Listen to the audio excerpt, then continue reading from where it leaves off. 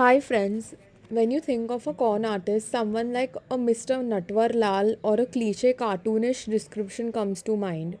But can you ever imagine an elegant lady in a beautiful gown and striking features to live her whole life based on lies just for one thing and one thing only money? Today, let's discuss a very interesting personality, Ida Wood. Ida Wood was a very ambitious girl who was just 19 years of age when she stepped her foot in the Big Apple, New York in 1857. When she was a young girl, she had a fortune teller predict that she was going to be very lucky one day and get married to a rich man and get everything she wants out of life. And that prediction would come out to be pretty much accurate. Her only goal in life was to become wealthy through hook or crook, and she was excellent at hiding her past. She started reading gossip magazines in New York to find a prey who she could use to fulfill her dreams.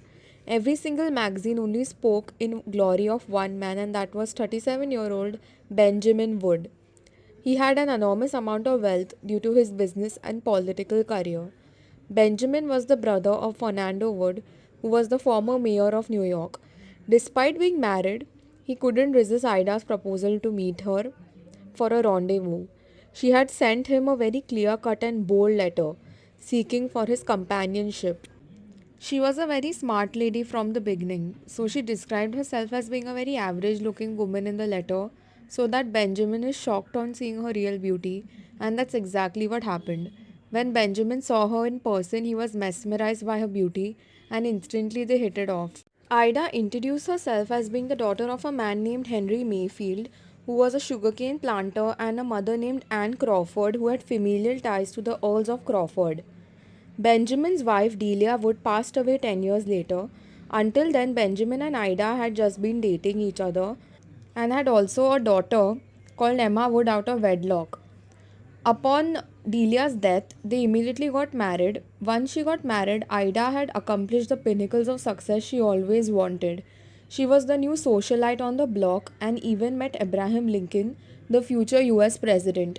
She also danced with the Prince of Wales and was having the time of her life. But she soon saw a huge problem in her way, and that was her own husband Benjamin. You see, Benjamin had been quite wealthy since birth. He was also the co owner of the New York Daily newspaper. So he didn't value money that much and had an unhealthy addiction for gambling.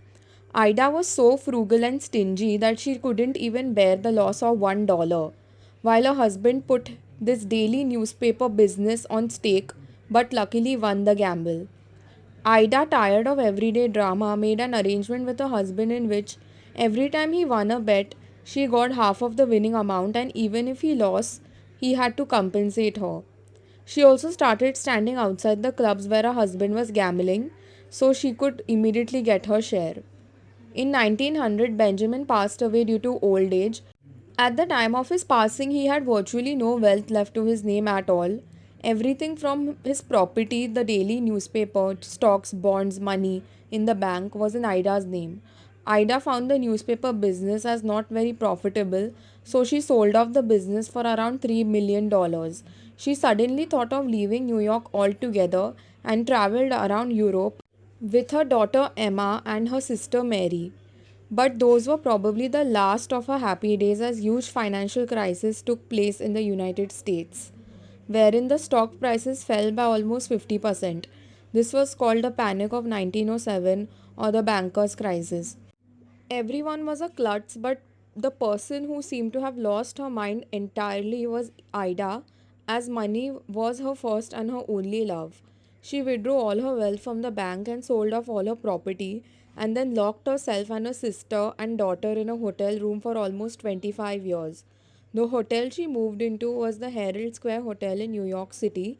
She never allowed the bellhop or room service people to enter a room and only asked them to deliver food or refreshments or else clean bed sheets at her doorstep. She also asked for petroleum jelly that she massaged on her face for several hours per day. One day in 1928, when Ida's daughter Emma was 71 years old, she ran out of the hotel room and rushed into a hospital and sadly passed away over there. Ida and her sister Mary didn't exit the room to even check on Emma. In 1931, Mary was the next one to fall ill, and for the first time in 25 years, Ida stepped out asking for help for her sister. Unfortunately, her sister Mary passed away too. Police was called in to investigate the matter as Ida was super suspicious and was called the recluse on Herald Square. When they finally entered Ida's hotel room, they were stunned at the sight. There was trash, junk, and garbage all over the place, and trunks with jewels, diamond sets, and a lot of cash. Ida was often caught saying that all she has left in her life is her money, so the hotel staff thought she was a very poor lady, but not until they checked her room. Lawyers were appointed too. Ida was 93 years of age at that time, and despite that, one of the lawyers commented that you could see what an extraordinarily pretty woman she once was. Her complexion, in spite of her age, was as creamy and pink and unwrinkled as any I have ever seen. It was like tinted ivory. Her profile was like a lovely cameo. Ida hadn't even had a bath in years. She was so desperate about her wealth that she refused to change her room when she was asked to move downstairs. She was kept on 24-hour watch along with medical professionals on her side.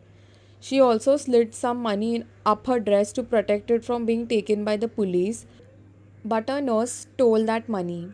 She told her story to the police that she was Benjamin Wood's widow and her life with him, but she yet didn't disclose her true past. Only after her death in 1932, her real story was revealed by her lawyers and her distant relatives. She wasn't the daughter of a wealthy sugarcane planter, but rather her father was Thomas Walsh, a poor immigrant from Ireland, and her mother, Anne Crawford, had nothing to do with the Earls of Crawford but rather had been raised in the slums of Dublin. Ida's own name was also a lie. Her real name was Ellen Walsh, and the biggest bomb that was dropped was that her daughter Emma was not actually her daughter, but rather she was her other sister, apart from Mary. Benjamin knew quite a few of her secrets, but yet he safeguarded them. For sure, this lady outsmarted everyone. Not even Law and Order could crack her case and her true story until she died. Despite the fact she got the wealth, popularity, and lifestyle she wanted, yet her end and the last 25 years of her life were quite awful to say the least. So, friends, I hope you liked the video. For more such videos, please like, share, subscribe, click the bell icon, and I'll see you next time. Thanks for watching.